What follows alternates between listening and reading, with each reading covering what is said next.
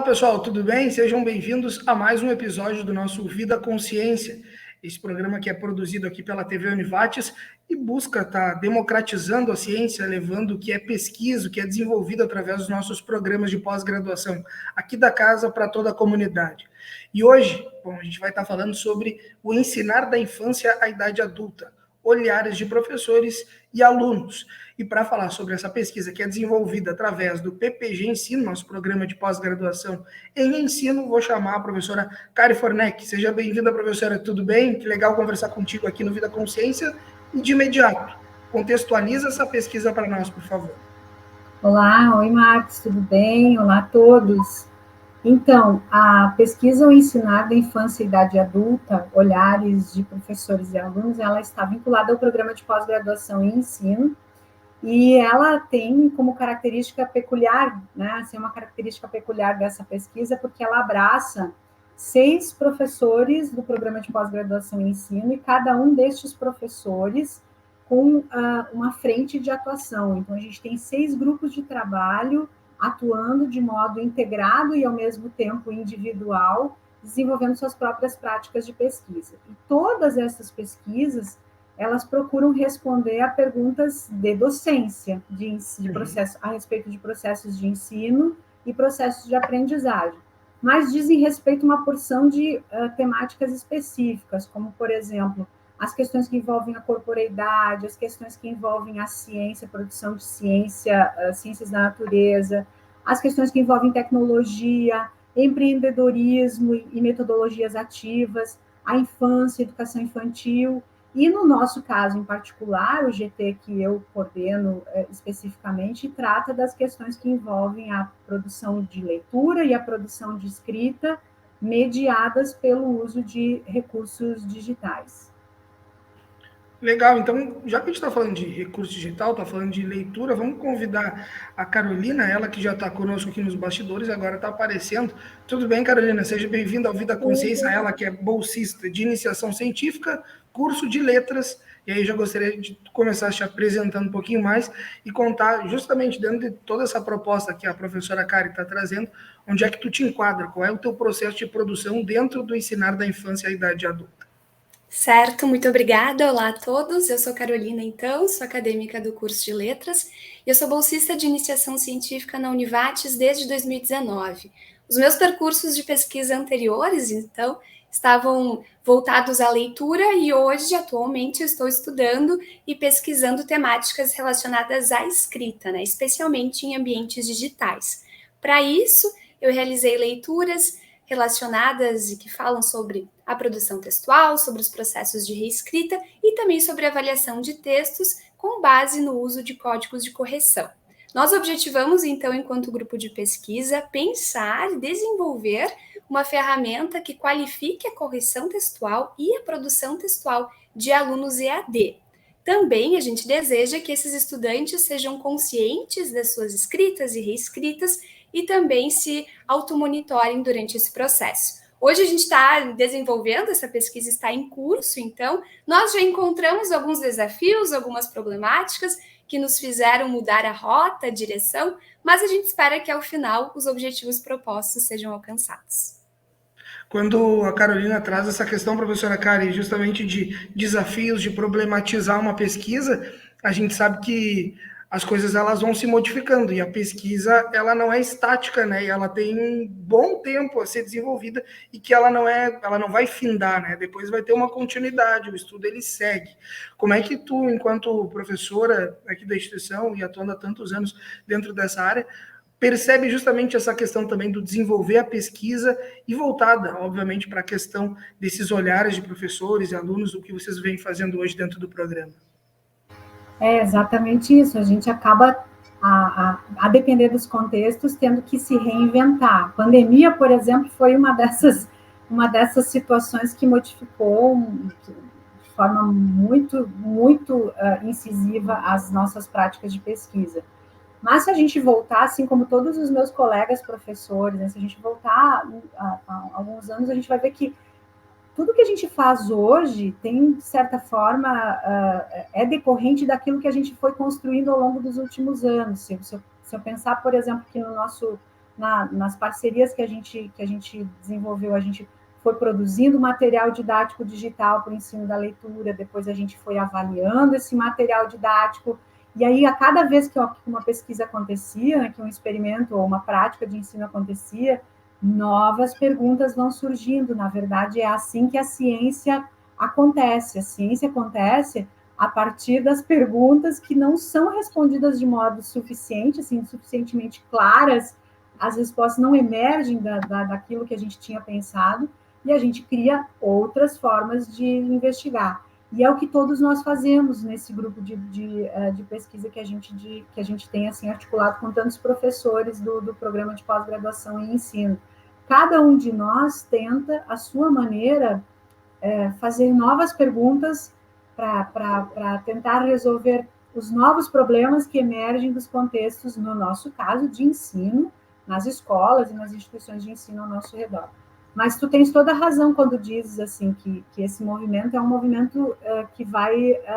a gente imagina, eu agora consegui executar uma metodologia, pronto, resolvi o problema de pesquisa, tá tudo, né, o mundo vai ficar melhor com aquilo que eu encontrei, com as respostas que eu encontrei, mas é exatamente aí que novas perguntas nascem, e isso é tão bonito, né? A ciência tem essa peculiaridade de nos provocar e nos motivar a continuar sempre em busca de novas perguntas e de novas respostas, e assim seguimos. Deixa eu pegar o embalo já justamente do que tu comenta, então, desse tempo todo de desenvolver uma pesquisa. A que ponto hoje está sendo desenvolvida a pesquisa do ensinar, da infância e idade adulta? Que processo, nesse momento, esse grupo está trabalhando? São várias frentes, imagino, várias pontas. Sim, né? A gente tem várias frentes em atuação. Esse foi agora o primeiro ano que a gente está em execução da atividade. Na verdade, 2020 foi o primeiro ano, nós estamos finalizando o segundo ano das atividades, e a gente teve aí um movimento intenso de reconfiguração por conta da pandemia, porque nossas pesquisas, basicamente, elas se restringem a espaços escolares, e os espaços escolares foram outros ao longo desse ano passado e esse ano agora também. Então, muitas coisas tiveram que ser reconfiguradas. Mas, em particular, né, no nosso grupo, que é o Grupo CLIC, que é um dos eixos dessa pesquisa macro, que é uma pesquisa institucional, a gente foi se adaptando justamente a pensar como como essas tecnologias estão influenciando novas práticas de ensino, e nesse momento, inclusive, a gente está tentando entender e quer tentar responder a perguntas que dizem respeito a, voltando à presencialidade, estamos de volta nas salas de aula em contextos presenciais, o que acontece, o que fica, o que se modifica, e é nesse lugar que a gente está agora, assim, em curso, tentando entender esses processos, mas, de fato, nós todos tivemos que fazer aí uns pequenos ajustes de percurso, mas os professores todos estão tentando executar seus próprios objetivos de pesquisa. Alguns de nós temos financiamento externo, como, por exemplo, de órgãos de fomento, da CAPES, da FAPEB, CNPq, e, portanto, também nós devemos dar conta desses objetivos específicos, né, que fazem parte do processo de pesquisa dos pesquisadores, e é por aí que trilhamos agora, no nosso andar. Assim, estamos nesse segundo ano tentando executar os objetivos previstos, no nosso caso, de entender como é que os recursos digitais vão permanecer em salas de aula em contextos a gente já está até chamando de pós-pandemia, embora a pandemia não tenha acabado ainda, mas é disso que queremos tratar agora, dessa contemporaneidade na educação. Perfeito. Deixa eu pegar esse gancho quando tu fala da questão de todo o envolvimento, né, de tantas pessoas, tantos outros professores, né, de uma pesquisa macro, e aí isso tem várias divisões, e chegar no caso da Carolina. porque a Carolina, ela está inserida em todo esse contexto e uma estudante de curso de letras, né, Carolina? Como é que está sendo para ti conseguir acompanhar todo esse processo já e daqui a pouco até entender como funciona essa vida acadêmica daqui para frente e a tua inserção também até mesmo no mercado de trabalho, que isso também pode impactar o fato de tu ter todo esse envolvimento. Como é que tu te enxerga hoje enquanto uma estudante de curso de letras? Certo. Eu percebo nitidamente que a minha experiência enquanto bolsista, né, esse processo e participação em eventos de escrita acadêmica, refletem na minha formação enquanto graduanda, né, no desenvolver do curso, assim. Eu percebo que, principalmente nessa fase final de curso, em que a gente está desenvolvendo estágio, TCC, né, então essa experiência de escrita acadêmica e essa experiência de pesquisa contribuíram bastante para mim durante esse processo. Eu vejo também, já percebo que eu quero seguir, né, a vida acadêmica, que foi muito motivada, também incentivada pela pesquisa na Univates, então eu vejo que sim, contribui muito para a minha formação também enquanto pessoa, né, enquanto Carolina mesmo. Professora Karen, acho que esse tipo de relato é o que também faz todo professor. Aliás, hoje a gente está gravando esse programa no dia, está sendo exibido numa outra data, mas está sendo gravado no dia do professor. Acho que isso também é o que muitas vezes movimenta e traz aquela vontade a mais de estar atuando em sala de aula, tu enquanto professora, poder ouvir um relato como esse da Carolina, né? Certamente, né? Nós somos professores e, ao mesmo tempo, pesquisadores, porque a gente deseja que alguém continue esse legado, né? Que alguém siga isso que a gente, em alguma medida, está fazendo. Eu, também, enquanto professora, estou seguindo legados de professores anteriores a mim, né? Então, eu acho que é isso esse é o papel da pesquisa, esse é o papel do ensino, esse é o papel de uma universidade como a Univates. Espraiar possibilidades de descobertas, possibilidades de constituição de indivíduos que se fazem perguntas, que se movem de modo crítico, reflexivo. No caso da Carol em específico, nas práticas de ensino, porque ela intenciona ser professora de línguas, né, de linguagens. Então, nesses contextos, como isso vai se dar? Seguir perguntando, seguir investigando e transformando o mundo. A nossa região, em primeiro lugar, obviamente, mas a gente aqui, até um parênteses, né, no próprio PPG Ensino, a gente atende estudantes do país inteiro.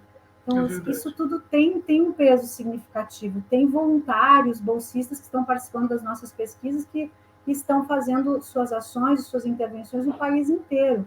Então, esse é um legado que uma universidade... E acredito que isso muito também é em função das tecnologias, né, que possibilitaram isso, né, esse maior acesso, né?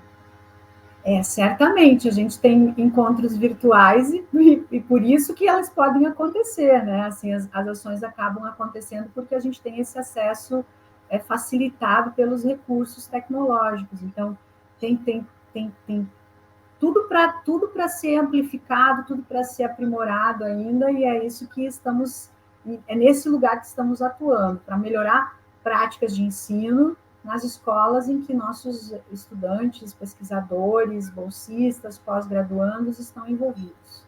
Para a gente encerrar, uma última questão. Perspectivas dessa pesquisa, quando a gente fala do ensinar da infância e idade adulta, quando a gente está falando de olhares de professores e alunos, de todo esse desenvolvimento de tantos professores, de bolsistas, no caso da Carolina, de outras pessoas que se envolvem, o que a gente tem daqui para frente? Quais são as perspectivas que a gente pode projetar ao longo justamente desse contexto como um todo, professora Karen?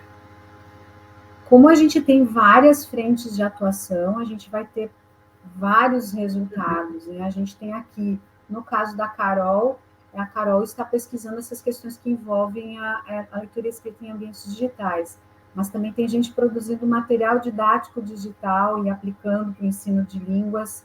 Isso vai acontecer também, então essas respostas a gente quer ter mais adiante. A gente tem outros professores, os colegas dos outros grupos de trabalho que estão investigando produção de ensino de ciências em contextos também reais e virtuais.